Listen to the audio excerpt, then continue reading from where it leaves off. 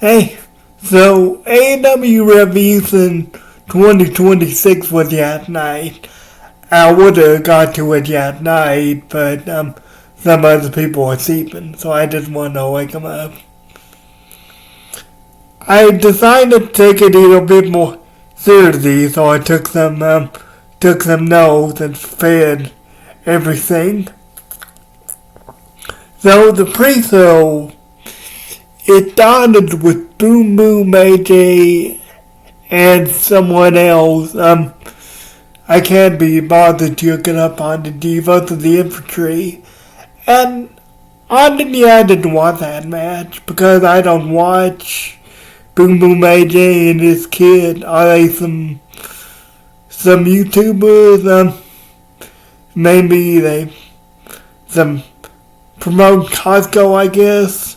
And the kid's famous for eating a lot of cookies, which I just don't watch them. I like some educational YouTube videos and just some entertainment, but mostly informative. But I think AEW knew that, and hey, if they could get more people in with Boom Boom AJ and his kid who have a team with them, then more power to AEW. But I think AEW knew that too, because I kicked off and I was gonna watch some of John Cena vs. The Rock at WrestleMania 28, but by the time I got finished with John Cena's entrance, I checked on it again and the match was already over. So, maybe about 5 minutes or so, which, give or take entrances, which was good, so I kicked off that and watched the rest of the pre-show. I was looking forward to the rest of this pre-show. So we got Ian Cross versus Willow for the TBS title. Now apparently Willow and Hi Cameron, the Baby Rats, were gonna defend. Willow had double duty that night. She was gonna defend the TBS title and also defend the women's tag team titles, which I didn't know about. I thought commentary made some sort of mistake until I heard about that match on the main show. But it was a good match. I mean, I guess I wish it lasted a little longer, but it was a real good match for what it was. Some good power stuff, Mina, and honestly, I wouldn't have minded if he didn't won. But some good power stuff, Mina, some good power stuff, Willow, and in the end, now this does play into the main tag team match I'll get into later, but in the end, Willow, which I think this is a really good finish, because in the end, Willow did get the end with the backside. I mean, it's not actually defended. He beat her or anything. They just got her with the backside. They didn't get her with the finish or anything. It was just the backside, which was great.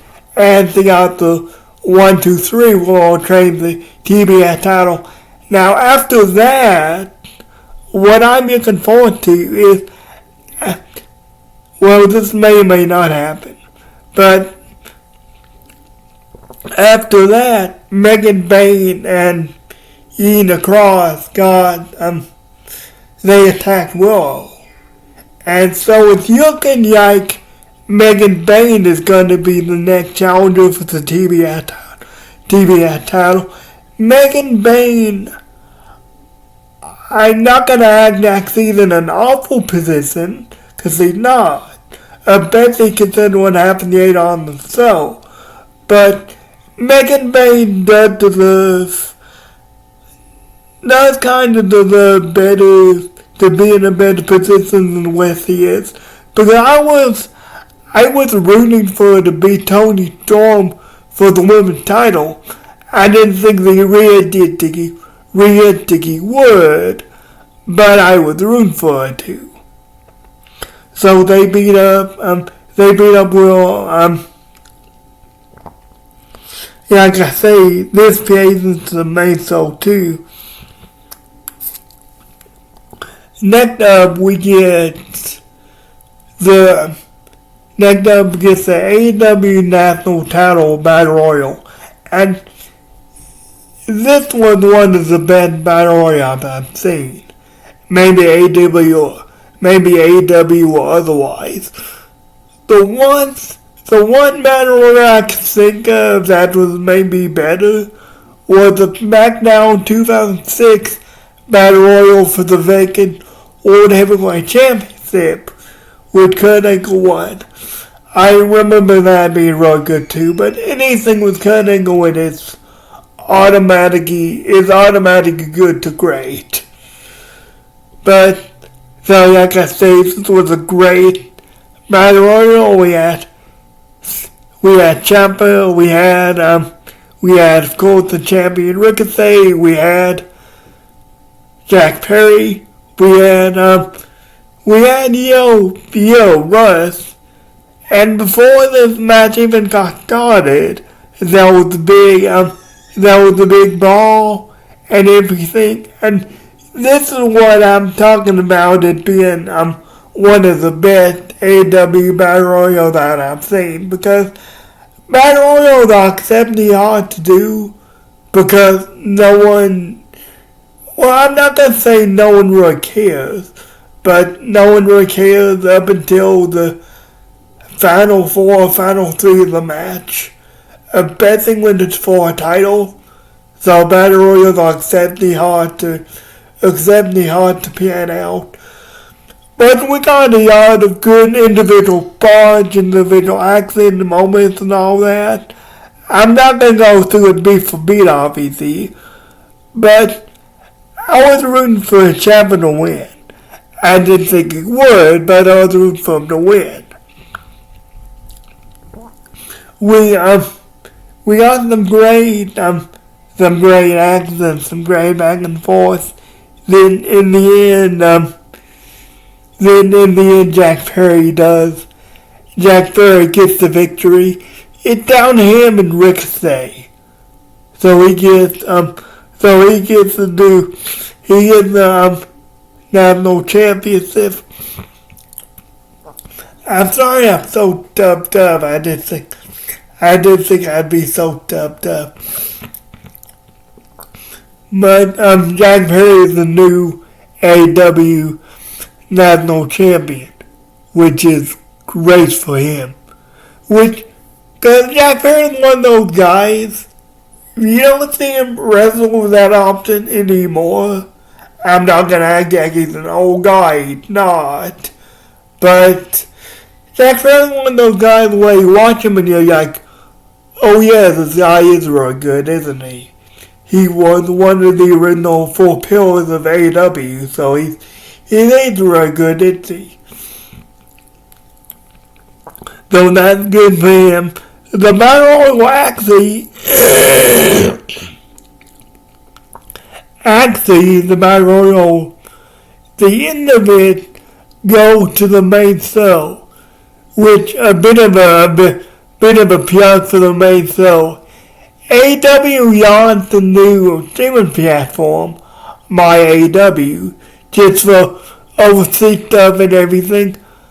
But I have NordVPN, so I looked in. I just wanted to see how much the pay-per-view would cost, so I looked into it, and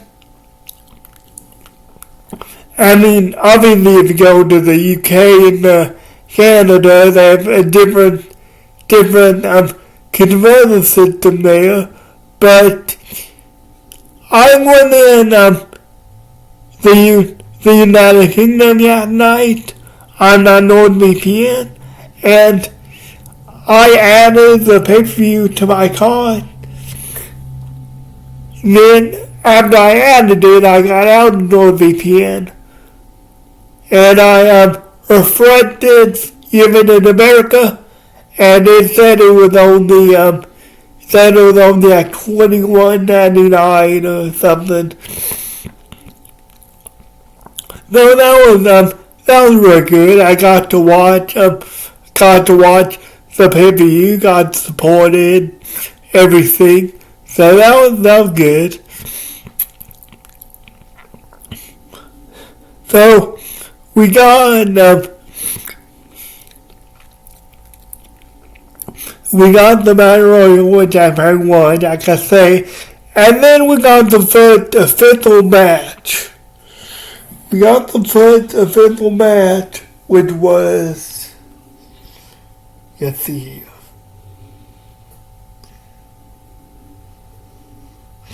Oh, the AW tag team match. The Young Bucks versus FTR. I'm just gonna keep this with me so I don't have to keep going down. But we've got the Young Bucks versus FTR for the tag team titles. It's I think 3-3 or 4-4 with these guys. So they were fighting to see who the greatest tag team in AEW is. And a little aside, the first match I saw of the Young Bucks was the first tag team match was in Japan. I think it was their first shot at the heavyweight titles. It was either the first shot at the heavyweight titles or junior tag team titles on, I forget which. But I remember it was one of the greatest tag team matches I've ever seen. But then again, I didn't watch it out of New Japan, so I may be a little biased. But yeah, I remember it was one of the best tag team matches I've ever seen, and I thought, oh, these are the Young Bucks. I get it now. I get why people are so high on them. That was years ago, though. That was like 2017, 2018, maybe 2013, I don't know. But this match, we get a lot of good action in this match. We get the Young Bucks coming out with their family and with their kid, and we get the kid doing a personality intro with their dad, talking about how they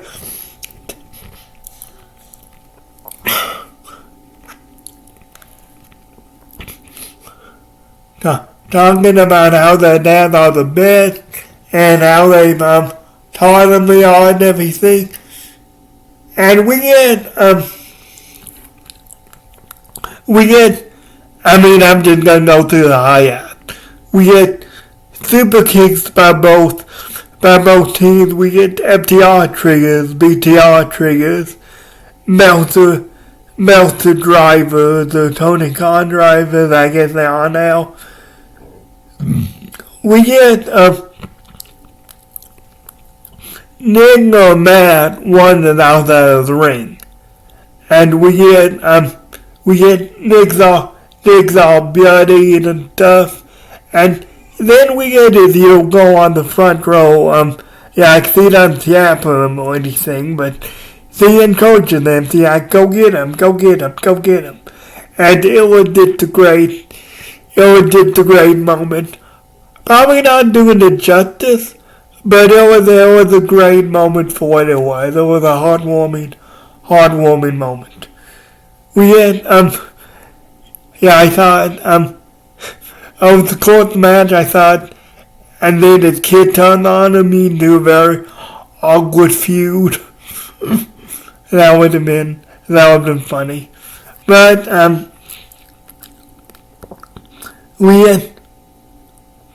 we had a switch in music, and this is how I explained it to my nephew. A switch in music is when someone tunes up the band. And I tuned up the band, like Son faculty sitting with the corner. And the super kick is when you're just standing up and you just deliver the kick. But that's not the other differentiation, but that's how I did explain it to my nephew. We got a switch in music countered into soft shooter, which was just a perfect spot. We got both the Bucks putting FTR in a soft shooter. And eventually we do get we get the Young Bucks even Saddam Machine too. We get the Young Bucks in the Great Saddam Machine, and eventually an avalanche Saddam Machine puts the Young Bucks away. This was just a great tag team match. I mean, I was thinking over the course of the match too, this is tag team wrestling. This is what AEW is all about. Then, at the end, we get the lights go out, and I didn't know who this was. I think everyone in the crowd knew, but I didn't know, just based on an interest of their own. But we get the Titantron comes on. We get a spelling revenge. And like I said, I didn't know what this was, but it was Adam Copian and Chris Decade, they're back. They come to challenge FTR, and we get the Young Bucks just looking at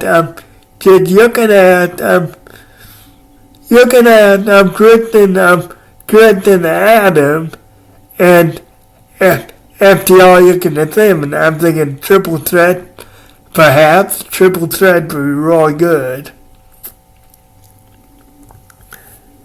So next up, this was a phenomenal tag team match, by the way.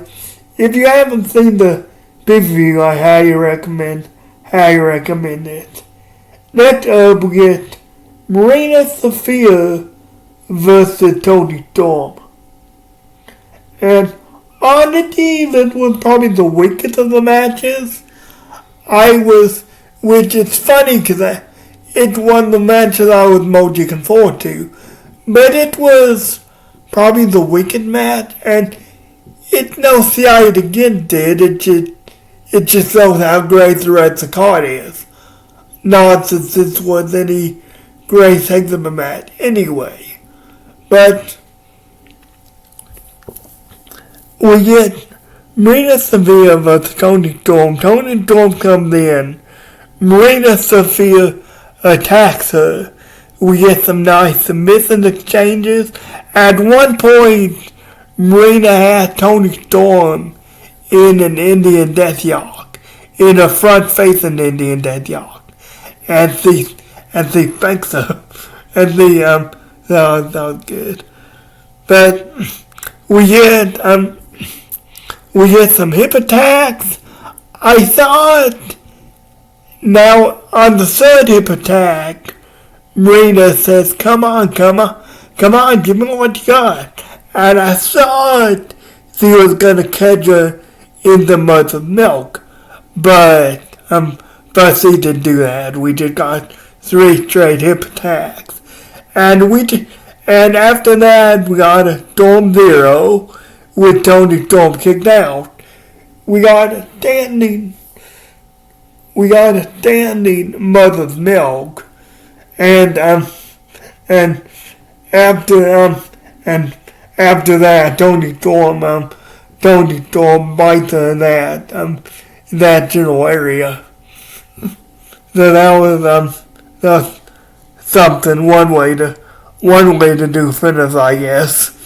But we get Marina running at Tony Storm, and Tony Storm catches her in a big package, which is a small package, but she calls it a big package. So we get the 1, 2, 3. And then Ronda Rousey comes out. Of the crowd. He doesn't come out of the back. Ronda Rousey comes out. He's friends with Marina Sophia. And they challenges Toni Storm to a match. Presumably at the next pay-per-view, I don't know. But that's good, because, I know a lot of people didn't react. Ronda's run with WB, which it hit the second run. I don't know about the first run. I didn't really care for the second run either. But I loved the first run. The best thing about was Sasha Banks at the Royal Rumble. That was a really great match. So I'm interested to see what she can do. And hey, the commentary pointed out that Ronda Rousey just got out of a big fight with Gina Carano. So I didn't think they mentioned Carano on the pay-per-view because she's conservative. Why do you say that? But yeah, they do mention that, which was a nice name drop. Maybe Gina Carano will even appear at AEW one day. But I'm eager to see what Ronda can do. I'm not saying I've been caring for it or anything, but I'm eager to see what Ronda can do. Ronda in the aspirin for AEW was actually on an ROH show. So, what they can do on the main roster, especially something like Toni Storm, will indeed be really good. Then I did want to make sure I don't use my PACE here. I'm not trying to look at my phone all the time. I'm trying to make sure I don't use my PACE. Next up, that's right. Next up, we get Moxley and Takeshita for the Continental Crown. No time limit. It's Continental rules, so no one's on the outside. No seconds, no interference. This was just such a hard-hitting match. We got Paradise Sales. We got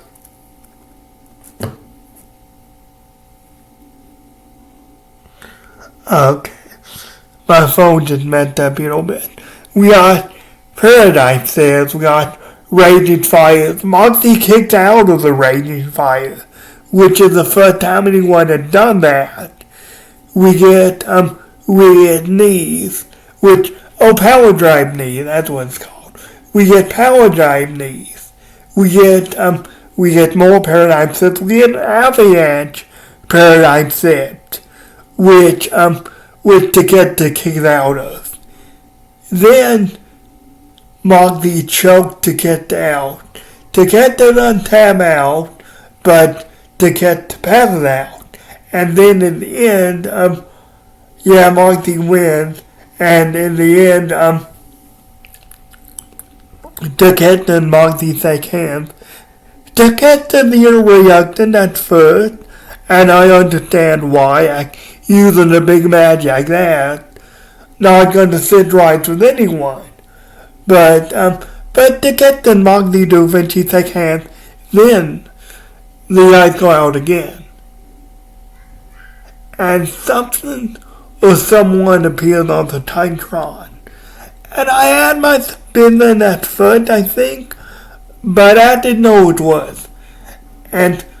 But something appeared on the Titantron, a medical chart, a life ball, whatever you would call that. But it appeared on the Titantron. And after a great video package, a great return package, Will Ospreay appeared on screen and then come out to attack Jon Moxley, because remember, and commentary did point it out, but remember, Moxley did take out Will Ospreay, take him out for a number of months for neck surgery and kayfabe. So speaking of that, just an aside that I forgot about. Whatever they have Ronda doing, it's got to be better than what Vince had Ronda doing, exposing the business and talking about stupid gimmicks and everything and stuff like that. I mean, because it's 2026 and there's a lot of information out there, so almost everybody knows that wrestling is scripted, but we don't always want to be reminded that wrestling is scripted, especially on your TV show, one of the regulars that's going to use exposing the business like that. So it's got to be better than whatever that was. But just aside to that, we get Ospreay coming out and beating up Moxley, and supposedly, Ospreay's coming after that condo crowd of Moxley's, and Ospreay had never beaten Moxley in a match before. I thought they'd go one-on-one for the AEW crown at Wembley, but Moxley had never beaten, or Ospreay had never beaten Moxley before, but this is a more vicious Ospreay over the last couple of years that we've seen, and Ospreay looked shredded. I mean, Ospreay looked in great condition. He was bouncing around, didn't behave quite twitch or presses, everything like that. He looked in phenomenal shape. So I'm really looking forward to that match whenever it comes around. I like Moxley, but I'm hoping Will Ospreay takes out the chest, so to speak. But we got and Ospreay came out right after that. I mean, I assume this was intentional anyway, but Ospreay came out after after Moxley had beaten Takeshita, which has been another one of Ospreay's great rivals in Takeshita. I remember that match. That match at Revolution that they had, that match on Dynamite. I mean, it was great. But Moxley retained the Gondo crown. We tried on to Ospreay versus Moxley for the crown. So after that, we get the Baylor Wrath versus Megan and Nina Cross. Now, Willow was coming out injured. Remember what I said about the pre-show playing as the main show? Well, before this match, we heard that Willow had actually entered a shoulder. That may be done by Willow herself, that may be done by Nina Cross. But Willow entered a shoulder. So she's confident this match is way at 100% against two powerhouses. So we get a great match here, great story in a weave as Nina and Megan just attack Willow. They keep isolated for some of the match, but in the end, in the end, Soda gets the better of her, and the Megan and Nina. I don't know if they have an official tag team name, but Megan and Nina, they win with like a power bomb, but it was both of them, and it involved Roy Yanning on the Soda. So that was a real good match for what it was. And I'm looking, and they were not going to take the guy down. So I'm looking forward to Megan Bayne versus Will for the TBS title. Because that's Megan Bayne's time to win it. And I like Will, but Megan Bayne needs to win a title sooner rather than later. A single title. I mean, it's good for the position they have it. It's good for the position they have it now. One half of the women tag team champions, but Megan needs to win a single title sooner rather than later. After that, we get Brody King. We get Brody King versus Swerve Strickland, and this was just giants. I mean, this was a very, which is gonna seem, this match is gonna seem arbitrary by the end of the night, if you can believe it. But this match was just giants personified. I mean, we get a house call about 2 minutes into the match on Brody King, and Brody, I don't think there's a pinfall on that or not, but either way, either Brody King now or there's no pin, but I'm pretty sure there's no pin. We get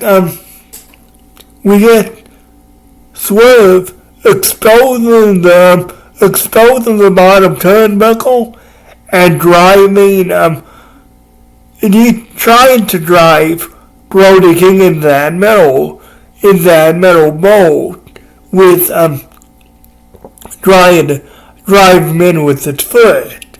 We get no, that could be bad. We get Miyako Sam on the exposed floor. We get Brick Presser on the exposed floor. And we get a backbreaker. I mean, a proper backbreaker, not the actual one they do in WB when the opponent lands on the knee. But we get a proper backbreaker on the steel death, where Brody King just drops, and yet Swerve drop with him, and he lands on the steel death, which was great. And hey, I'm trying to keep politics out of this as much as possible, but I mean, I like Brody King for what he is, but I don't. I mean, his character is basically just, he has eyes or something, I guess, which is neither here nor there. I'm not gonna get into a big political discussion here, but yeah, that turns me off from him a little bit. But I was a huge fan of him starting out, but then he got into the I Sing in my life, and I'm not. I mean, it's designed to trick stupid people more often than not. I mean, they don't throw statistics, they don't throw ISIS necessary. They just say, oh, ISIS kidnapping people, everything, taking people away from their families, everything. No, I mean, what an insult that is to illegal immigrants, to those who came to this country illegally. But you can say anything or there, that would just, aside. But this was a great physical match. Yeah, I can say arbitrary by the end of the night if you can believe it. But this was a great physical match. We got, at the end, we got 4 house calls in a row. And Brody King powered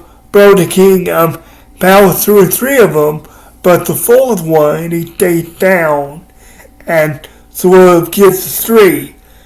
And Swerve was about to take Brody King out with some cinder blocks under the ring.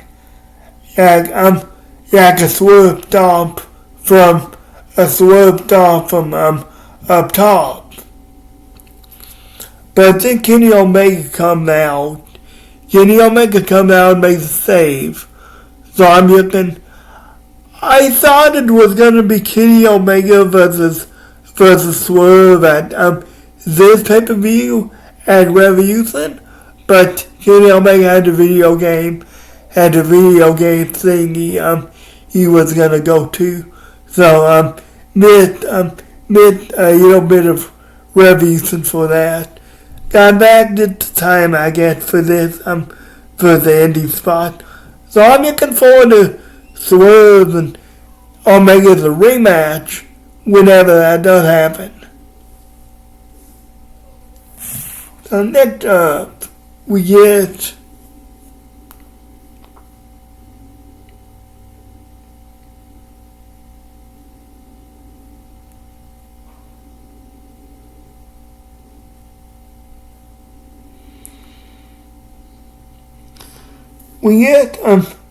a 6-man tag. Okada, we get the Doghouse family, Okada, Kyle Fletcher, and what's his name? Okada, Kyle Fletcher. Mark Davis. We get Kyle Fletcher, Okada, Mark Davis challenging the new, challenging the champion, challenging the team of Jet Speed, Speedball, Max Bay, and Kevin Knight and Mystico. It was going to be Hangman. Hangman was the part of the tag team, but he's in the main event later tonight, so he just wanted to focus on the main event. So he had Mystico subbing in. This was great. This was awesome. I'm gonna have to watch it again later, but it was awesome. I'm not gonna go through it beat for beat because I can't do it justice. But it was just phenomenal. Do yourself a favor and watch it. In the end, Jet Speed and Jet Speed and Mystico win the 6-man tag title, and Mystico was all we eat. And you could tell the Smiths meant a lot to him. You could tell that you even see him LL maybe was very emotional for him and everything. But I'm really looking forward to what they can do. I mean, is Mystico going to be an AWO champion? Probably not. No offense to him. But this match was great. This match was, especially the announcement at the end. And it would be funny though if they lost, and then they'd announce he was all we eat. Yeah, how would that go? But then we get a match I was really looking forward to. Andrade vs. Bandito. Bandito was the RA champion, but the title not on the line. I don't know why. I mean, not that the title necessarily should be on the line. I just don't know why it wasn't on the line here. But we get Andrade vs. Bandito. And this was This was just a great technical high-flying power match. We get, at one point, I'm pretty sure it was near the beginning, but at one point, Bandito goes for springboard, and Andrade catches him with the power bomb. And we get a great back and forth here for like 20 minutes, and I mean it looked, which I'm not as observant as some of the other professional wrestling YouTubers, but it looked like Andrade got knocked to maybe on one of the kicks, because he took two Agneos. He took two of Bandito's signature knees, first, and he didn't counter, he didn't see him out or anything, and that may have been by design, but I would have thought he would have seen him out. He would have countered each one of them, but we get a few out for 21 picks. Andrade gets Bandito's top rope and hits the DM for the victory. His spinning DDT that he does gets a 1, 2, 3. Yeah, I can say his title wasn't on the line, but I'm pretty sure it's gonna be. I'm pretty sure with that victory they're gonna do it. I mean, they would probably do it on an RH pay-per-view. Maybe gonna be at the next RH pay-per-view. Andrade vs. Bandito. And I wouldn't be upset if Andrade won. I mean, Bandito's probably gonna win. But I would not be upset at all if Andrade won, because Andrade just phenomenal. So Andrade wins. After that, we had a 6-man tornado tag match. Darby Allin, Roderick Strong, and Orange Cassidy. Darby Allin, Roderick Strong, and Orange Cassidy. We get versus Gay Kid.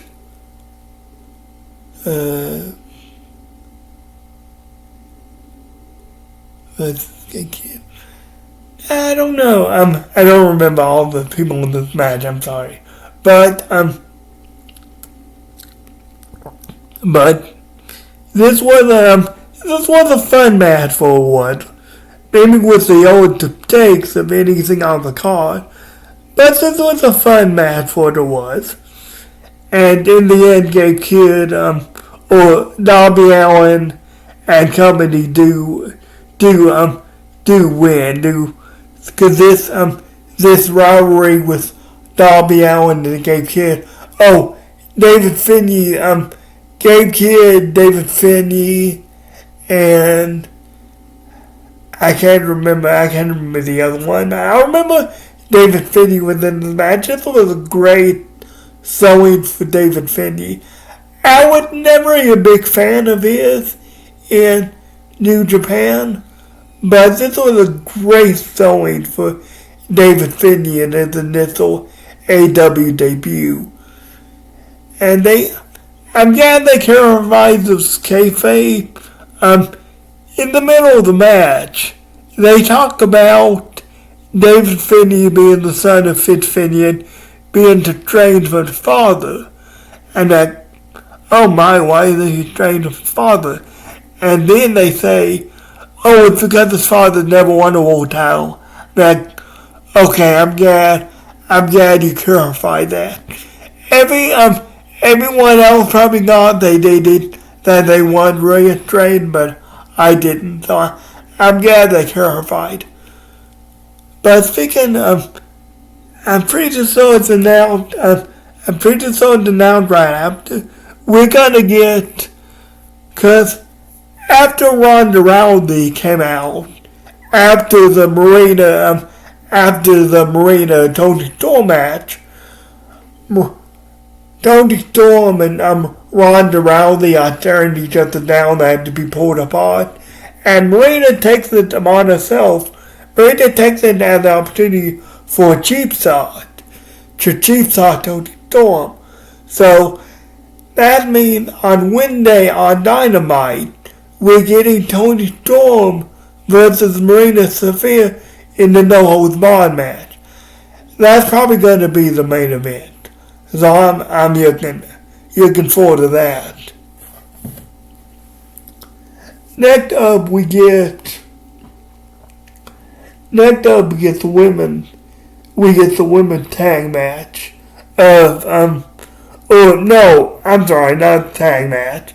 We get the women's championship match between Kit Daniela and the champion Tekka in the 2 out of 6 falls match. This was a really good match, a really good power match. I wish it lasted a little longer, and I do wish that Tekka wasn't pinned. But in the first part of the match, this was something I didn't go over, but I've got to remember it. In the first part of the match, we get Tekka rolling up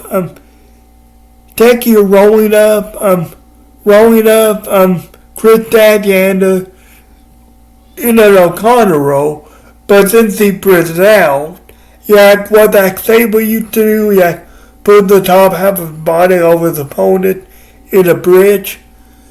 But we get Tekka doing that to Chris Statlander, and we get either Tekka grabbing the rope for leverage, or we get Chris Statlander putting a foot on the rope. I forget which. I'm pretty sure it was Chris Statlander putting a foot on the rope though, but the rep doesn't see it. Unlike the Younger Bucks match, where we get a 3 count with FTR and the Bucks, but the respective Bucks that they're pinning get their foot on the rope before the 3 count, so the referee waves it off. But for that, a tag team proficient ref. This is not this thing that view was obstructed by Tekka. That's one of the good physical match for it was. I wish that they got younger, and that would Tekka had to be pinned, because after that, Kit Statlander did Tekka off a Big Bang Theory. And by the way, Tekka has a great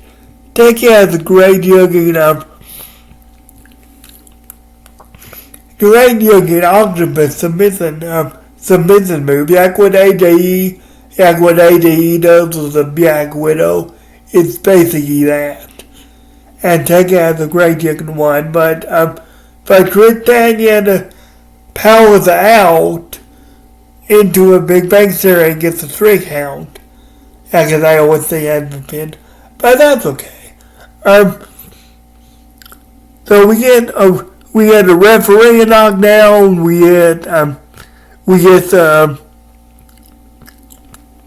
After a referee knockdown, we get Tekka trying to take off the referee's belt. I'm like, whoa, you know the PG-13 show, right? You can't do that. Which did to Chicky, but we get Chris Statlander actually taking the belt away from her and whipping her like a cold dog. And we get some interference by the red Toxic Attraction or whatever his table name is. We get And Taggy does win. So Taggy your retains the AW Women's Championship.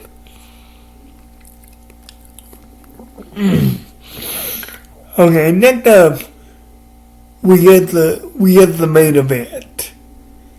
MJF versus Hangman Adam Page for the AW Championship. If Hangman does not win, he can never again challenge for the AW Championship.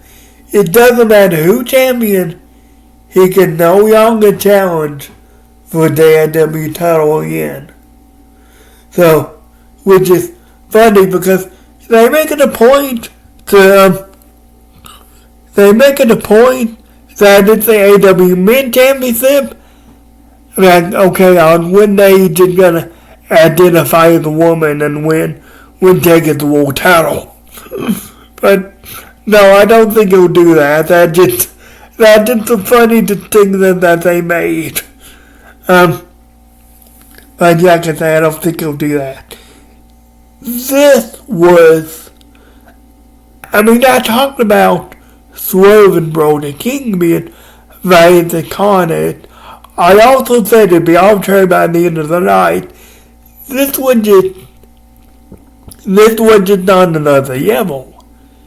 This was a Texas death match, which the only way to win by knockout being a 10 count by the referee or submission. Now I figured it needed more of a submission, more than MJF submits the game, but no, this was basically just a brawl. We got tables breaking, we got windows being broken, we got gas jammed in Hangman's and MJF's bag, we got staples, we got happy birthday signs, we got explosions of electrical equipment, everything you could want. We got a dog chain that they'd use for the dog collar matches. This was just 40 minutes or so of violence. And in the end, we get, oh, by the way, I'm pretty sure they're supposed to have a Ida. I don't know. I don't know if someone decided Ken did or something, but Hangman was sort of playing with the crowd when